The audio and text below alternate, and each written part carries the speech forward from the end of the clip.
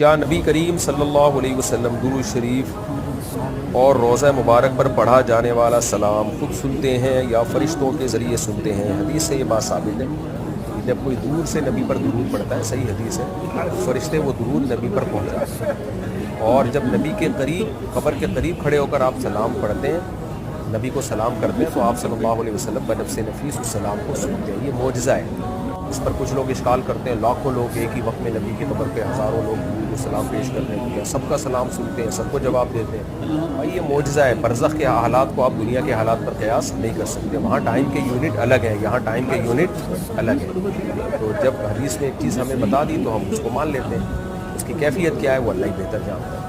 تو خلاصہ یہی ہے کہ جب نبی کی قبر کے قریب کھڑے ہو کر سلام پڑھا جائے تو آپ نفس نفیس سنتے ہیں اور جواب دیتے ہیں، اور جب دور سے سلام پڑھا جائے قبر کے دور سے تو فرشتے وہ سلام نبی صلی اللہ علیہ وسلم تک پہنچاتے ہیں۔